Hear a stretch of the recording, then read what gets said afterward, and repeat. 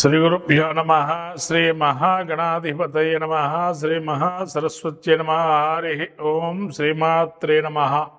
ప్రేక్షకులందరికీ కూడా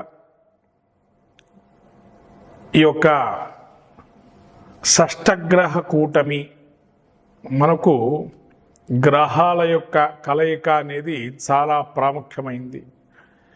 ఎందుకంటే నిత్య జీవితంలో మానవుడికి ప్రతినిత్యము కూడా నవగ్రహాల యొక్క కదలికల వల్ల తత్ఫలితాలు అనేవి జరుగుతూ ఉంటాయి.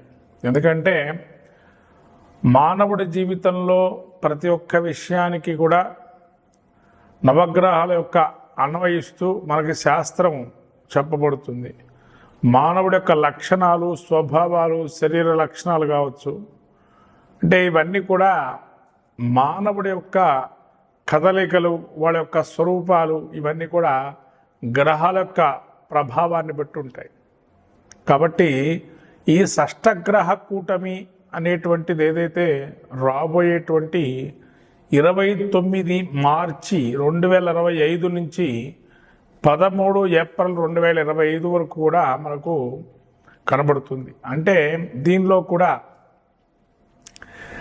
చంద్రుడు కేవలము 2 రోజుల పాటు మరకే ఈ యొక్క షష్టగ్రహ కూటమిలో అంతర్భాగంగా ఉండి తదుపరి పంచగ్రహ కూటమిగా ఆ యొక్క మీనరాశిలో గ్రహాలన్నీ ఏవైతే ఉన్నాయో ఆ గ్రహాలన్నీ కూడా సంచారం జరుగుతుంది. ముఖ్యంగా మరొక ఈ విశ్వవసునామ సంవత్సరానికి ప్రత్యేకంగా పంచగ్రహ కూటమితో ఉగాది అనేది కూడా మనకు వచ్చింది.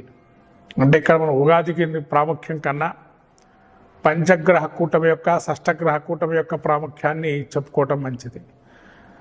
ముఖ్యంగా షష్టగ్రహ కూటమి ఈ యొక్క గ్రహస్థితి చూసినట్టయితే ముఖ్యంగా మనకు ఆ సమయంలో ఏదైతే 29వ తారీఖు నుంచి మార్చి 13వ తారీఖు ఒక గ్రహస్థితి ఏదైతే పంచగ్రహ కూటమి షష్టగ్రహ కూటమి అనుకుంటున్నామో ఆ గ్రహ కూటమి చూసినట్టయితే మీనరాశిలో మనకు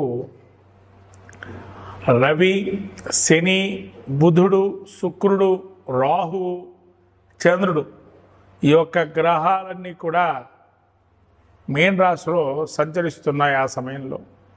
అట్లాగే చంద్రుడు మాత్రము 29 నుంచి 1వ తారీఖు అంటే ఆ యొక్క అశ్విని నక్షత్రానికి ప్రవేశిస్తున్నాడు. కాబట్టి పంచగ్రహ కూటమిగా అప్పటి నుంచి మనకు గోచరిస్తుంది. అంటే ముఖ్యంగా చెప్పబడుతుంది ఏంటంటే కొన్ని రాసుల వారికి శుభయోగంగా, కొన్ని రాసులకి మిశ్రమ ఫలితాలుగా, కొన్ని రాసులకి అశుభయోగంగా చెప్పబడుతుంది. అంటే ఇక్కడ శుభ అశుభ మిశ్రమ ఫలితాలకు వచ్చేటప్పటికి ఏంటంటే ప్రతి ఒక్క గ్రహానికి ఉచ్చస్థానము, నీచస్థానము, స్వక్షేత్రము, మూల త్రికోణాలు, అలాగే అధిరోహణ అవరోహణ క్రమాలు ఇవన్నీ కూడా మనకు చెప్పబడ్డాయి జ్యోతిష్ శాస్త్రంలో.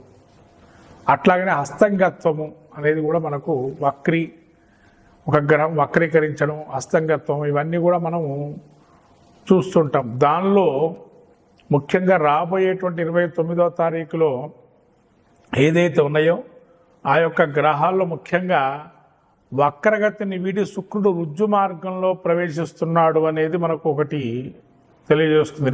28వ తారీఖు వరకు కూడా శుక్రమౌఢ్యం ఉంది. కాబట్టి శుక్రమౌఢ్యం తర్వాత మనకు శుక్రుడు రుజ్జు మార్గాన్ని ప్రవేశిస్తూ ఉన్నాడు. అట్లాగే రవి మనకు ప్రతి మాసమందు ఒక్కసారి తన యొక్క రాశి సంచారాన్ని మారుతుంటాడు. కాబట్టి రాబోయే ఆ యొక్క మాసంలో మీనరాశిలో సంచారం చేస్తూ రవి ఉన్నాడు. అట్లాగే చంద్రుడు ప్రతి 2.5 రోజులు కూడా తిరుగుతుంటాడు. కాబట్టి అక్కడ 2.5 రోజుల పాటు 2 రోజుల పాటు ఉండి తదుపరి మేషరాశిలో సంచారం చేస్తున్నారు. అట్లాగే ఈ యొక్క బుధుడు కూడా నీచ స్థితిలో మీనరాశిలో సంచారం చేస్తున్నాడు. అట్లాగే శని 29వ తారీఖు నుంచి మీనరాశి సంచారం ప్రవేశిస్తున్నాడు. అంటే జన్మస్థ శని సంచారం జరుగుతుంది. ఇక రాహు మనకు మొదటి నుంచి కూడా రాహు మీనంలోనే ఉన్నాడు. అంటే ఇటువంటి గ్రహ సంచారం చూసినట్టయితే ముఖ్యంగా మీన రాశి వారికి జన్మస్థంలో ఇన్ని గ్రహాలు కూడుకున్నాయి అనేది చెప్పబడుతుంది. అయితే యోగ అవయోగాలు అనేవి మీకు ఇంతవరకు చెప్పాను. కొన్ని ఉచ్చస్థితిలో నీచస్థితి ఉన్నాయని చెప్పి, ఇక్కడ ఉచ్చస్థితి గ్రస్తులై ఉన్నటువంటి శుక్రుడు ఇక్కడ ఉన్నాడు, నీచస్థితిలో బుధుడు ఉన్నాడు. అట్లాగే మనకు స్వక్షేత్ర గతుడు అంటే ఇక్కడ ఎవరూ లేరు, సమక్షేత్రంలో శని సంచారం చేస్తున్నాడు. అట్లాగే రాహు శత్రుక్షేత్రంలో ఉన్నాడు, రవి మిత్రక్షేత్రంలో ఉన్నాడు, చంద్రుడు కూడా మిత్రక్షేత్రంలో ఉన్నాడు. అంటే ఇక్కడ అన్ని గ్రహాల్లో ముఖ్యంగా చెప్పాలంటే 2 గ్రహాలు కొంత వ్యతిరేకమైన ఫలితాలు ఇచ్చే అవకాశం ఎక్కువగా కనబడుతుంది. మిగతా గ్రహాలన్నీ కూడా మంచి ఫలితాలు, శుభ ఫలితాలు ఇస్తున్నాయి. కాబట్టి ద్వాదశ రాశుల వారికి అట్లాగే మనకు దేశ గోచారం అనేది కూడా ముఖ్యంగా చెప్పబడాలి. ఎందుకంటే దేశ గోచారంలో ఎందుకు ఈ విధంగా అంటే, ప్రతి దేశానికి ప్రపంచానికి మనకు గ్రహ గతులను బట్టే యోగ అవయోగాలు అనేవి మన ఎట్లయితే చూసుకుంటున్నాము మానవుడి జీవితంలో, అట్లనే యోగాలు కూడా ఉంటాయి ప్రతి ప్రపంచంలో కానీ దేశ గోచారంలో కానీ. వీటి వల్ల ఈ షష్టగ్రహ కూటం వల్ల దేశ గోచారం ఏంటి అంటే, దేశ గోచారం చూసినట్టయితే ముఖ్యంగా మనకు విశ్వవసునామ సంవత్సరం ఉగాది అనేది ఏదైతే జరుగుతుందో ముఖ్యంగా స్ట్రిక్ట్గా రూల్స్ అనేది పాటించే అవకాశం ఎక్కువగా ఉంటుంది రాజ్యంలో. కొన్ని రాజ్యాల్లో అవకతవకలు ఏర్పడి రాజ్యాధికారాన్ని కోల్పోయే అవకాశం ఉంటుంది కొంతమంది రాజులు కూడా. అట్లాగే ఈ యొక్క ఆర్థిక మాంద్యము, బుద్ధి కుశలతగా ఉండకపోవటం ప్రపంచ జనాల్లో. ఎందుకంటే ఆ బుద్ధి కుశలత లేకపోవటం వల్ల ఆలోచన జ్ఞానం కొంతవరకు మాంద్యం చెందటం వల్ల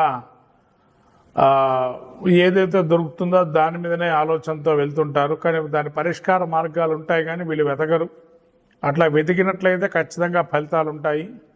అట్లాగే రాబోయే తరంలో అంటే రాబోయే యొక్క దేశం గోచారం చూసినట్టయితే శని కూడా మనకు మీన రాశిలో ఉన్నాడు.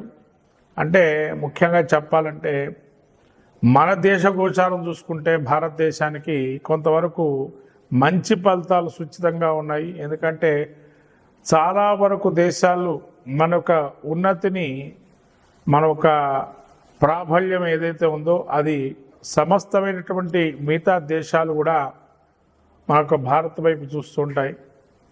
ఈ విధంగా మన దేశ గోచారంలో ఆర్థిక మాంద్యం ఉన్నా మన దేశంలో అయితే క్రీడారంగం కొంత పుంజుకోవడానికి అవకాశాలు మెండుగా ఉన్నాయి. అట్లాగే స్త్రీలు ఆధిపత్యంగా కొన్ని కళల్లో రాణించే అవకాశం ఉంది. అట్లాగే స్త్రీల వల్ల కొంతవరకు దేశాన్ని కూడా శాసించే సమయం కూడా ఆసన్నమైంది. ఇవన్నీ కూడా కొంతవరకు మనకు కొన్ని మంచి ఫలితాలు రాబోయే అవకాశం ఉంది. అట్లాగే ఉపద్రవాలు కూడా ఉన్నాయండి. దీనిలో ముఖ్యంగా వృత్తులు అంటే ఏదైతే ఒక ఉద్యోగాన్ని కానీ ఒక వృత్తులు కానీ ఎంచుకునేటువంటి వారు ఎవరైతే ఉంటారో మార్పులు అనేవి కొన్ని జరుగుతుంటాయి. వృత్తిరీత్యా మార్పులు కావచ్చు, లేదా వాడు చేస్తున్న ఉద్యోగానికి సంబంధించిన మార్పులు కూడా కొన్ని కొత్త ధనమైనటువంటి మార్పులతో ముందుకెళ్ళటం అనేది అవకాశం ఉంటుంది.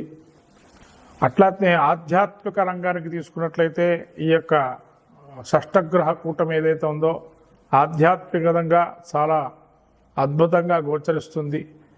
అంటే ఆధ్యాత్మికత కూడా బాగా సంతరించుకుంటుంది అనే ఒక అవకాశం కూడా ఉంది. ఇది మనకు ఈ షష్టగ్రహ కూటమి వల్ల దేశ గోచారంలో ఒక విషయాలు. ఈ విధంగా ఇక ద్వాదశ రాశుల ఫలితాలు చెప్పుకుందాం. షష్టగ్రహ కూటమి ద్వాదశ రాశి యొక్క ఫలితాలు ఏ విధంగా ఉంటే షష్టగ్రహ కూటమికి అట్లనే పంచగ్రహ కూటమి తదనుగుణంగా మనము రాబోయే ఈ యొక్క 29 మార్చి నుంచి 14 అంటే 13వ తారీఖు వరకు ఉండేటువంటి గ్రహ సంచారాన్ని పంచగ్రహ కూటమిగా ఉంది. ఈ పంచగ్రహ కూటమిలో గ్రహాల యొక్క స్వరూపాన్ని ఫస్ట్ మొదలుగా మేషరాశికి చూసుకున్నట్లయితే మేషరాశికి ఈ యొక్క ద్వాదశ స్థానంలో గ్రహాలు ఈ షష్టగ్రహ కూటమి అనేది ఏర్పడింది. ఈ ఏర్పడడం వల్ల ముఖ్యంగా మేషరాశిలో ఉన్నటువంటి అశ్విని, భరణి, కృత్తిక నక్షత్రాదులు ఏవైతే ఉన్నాయో వాటికి ముఖ్యంగా ఈ 12వ స్థానం అనేది మనకు ముఖ్యంగా ఏం సూచిస్తుందయ్యా అంటే ఒక కర్మ యొక్క ఫలితాన్ని నిర్ణయించేటువంటిది. అంటే మనం ఏమి చేసుకోవాలి, ఏమి చేసుకోకూడదు అనే విషయం తెలియజేస్తుంది 12వ స్థానం. అట్లానే గోచారం మనకు కాలపురుషాంగాల్లో పాదాలకు సంబంధించినటువంటిది కాబట్టి ముఖ్యంగా మేషరాశి వారికి ఈ ద్వాదశ స్థానంలో కొన్ని గ్రహాలు మంచి చేకూరే అవకాశం ఉన్నాయి. ముఖ్యంగా అందులో ఈ రవి గ్రహం ఏదైతే ద్వాదశ స్థానంలో ఉన్నారో చాలా మంచిదైన ఫలితాన్ని ఇస్తుంది. కాబట్టి సూర్యుడు వల్ల ఈ యొక్క మేషరాశి వారికి ఆ పంచగ్రహ కూటమిలో అద్భుతంగా రాణించటము, అట్లనే ప్రభుత్వాధికారాల్లో కొంతవరకు మీ యొక్క పేరుని పైకి రావటము, అనూహ్యంగా ఒక్కసారిగా అలాంటి విషయాలు, ఆశ్చర్యకరమైన విషయాలు కొన్ని చోటు చేసుకోవటం, ఖర్చులు కూడా ఆదాయం మించిన ఖర్చులు అనేటువంటి ఏర్పడటం, కొన్ని విషయాల్లో మీ సొంత అంటే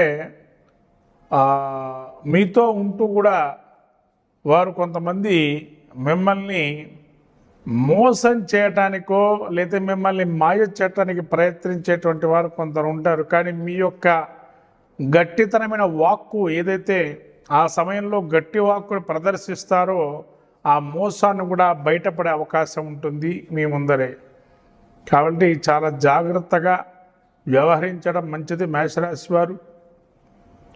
అట్లాగే వీరికి ముఖ్యంగా రాహు అశుభ ఫలితాలను ఇస్తున్నాడు ఇక్కడ 12వ స్థానంలో ఉండి. అట్లాగే శని ఏలినాటి శని ప్రభావం జరుగుతుంది కాబట్టి వీళ్ళకి ప్రారంభమైంది కాబట్టి కొంతవరకు శని ఈ యొక్క కర్మకారకుడు శని కర్మని తీసేటువంటి వారు కాబట్టి ఆయన ఈ కర్మకారకుడు ఈ మేషరాశి వారికి కొంతవరకు తలభారము, తలపోటు లాంటివి ప్రారంభమయ్యే దశలో ఉంటాయి. అట్లాగే పాదాలకు సంబంధించినటువంటి ఇబ్బందులు అనేవి కొంత కలగజేసే అవకాశం ఉంటుంది. అట్లాగే వీరికి ఆర్థికమైనటువంటి భారాలు కొన్ని ఇబ్బందులు గోచరిస్తుంటాయి. మాట ఇచ్చేసి వాటిని మనము పూరించలేకపోవటము అనేటువంటిది జరిగే అవకాశం ఉంటుంది. ఈ 12లో బుధుడు ఉండటం వల్ల బుద్ధిమాంద్యము, ఇవాళ చెప్పింది రేపు మర్చిపోవటం అనేది ఏదైతే జరుగుతుందో అలాంటి చెప్పిన విషయాన్ని మర్చిపోవటం, వ్యవహరించటము, తద్వారా మిమ్మల్ని అవతల మనిషి ఒకసారి చెప్పాం కదా మళ్ళీ రెండోసారి చెప్పించుకుంటావేంటి అని చెప్పి అనడము, అటువంటి భాషల వల్ల మీకు ఉండేటువంటి రజోగుణం వల్ల ఒక్కసారిగా కోపం రావటం, తద్వారా అవతల మనిషి మిమ్మల్ని ఇబ్బంది పెట్టడం, ఇవన్నీ జరుగుతుంటాయి. అట్లాగే శుక్రుడు కూడా మీకు మంచి ఫలితాలు ఇస్తున్నాడు 12లో ఉండి. కొన్ని విషయాల్లో ఆనందాన్ని కలగజేసే విషయాలు కొన్ని ఉంటాయి, విషాదకరమైన విషయాలు కొన్ని ఉంటాయి. కాబట్టి అవి కూడా కొంత భరించాల్సిన అవకాశం ఉంది. అట్లాగే మీకు అదే యొక్క రాశిలో చాలా మటుకు చంద్రుడు కూడా ఉంటున్నాడు. మనస్సు స్థిరీకరించి ఒక నిర్ణయం తీసుకోవడం ప్రధానమైనటువంటి సూచనగా చెప్పడం జరుగుతుంది. కాబట్టి 15 రోజుల్లో కూడా ముఖ్యంగా ఈ షష్టగ్రహ కూటమి జరుగుతున్న సమయంలో నవగ్రహ స్తోత్రపాలనం చేసుకోవటం మేషరాశి వారు. అట్లాగే ముఖ్యంగా గ్రహ నాయకుడు మాత్రం అధికారంగా రవి బాగున్నాడు కాబట్టి ఏదైతే మీకు శుక్రుడు ఈ యొక్క రాహు బాలేదు కాబట్టి రాహువు సంబంధించి శుక్రుడు సంబంధించి అమ్మవారి ఆరాధన చేసుకోవటం వల్ల మంచి ఫలితాలు వస్తాయి మేషరాశి వారికి. ఈ షష్టగ్రహ కూటమి 15 రోజుల పాటు ద్వాదశ రాశుల్లో కొందరికి అశుభము, కొంత శుభము ఏవైతే ఉన్నాయో మిశ్రమ ఫలితాలు అవన్నీ కూడా చెప్పినటువంటి పరిష్కార మార్గాల్ని ఎంచుకొని తద్వారా వాటి నుంచి బయటపడే అవకాశం ఎక్కువగా ఉంటుంది. కాబట్టి చాలా చిన్నదిగా చెప్పాను పరిష్కార మార్గాలు కూడా.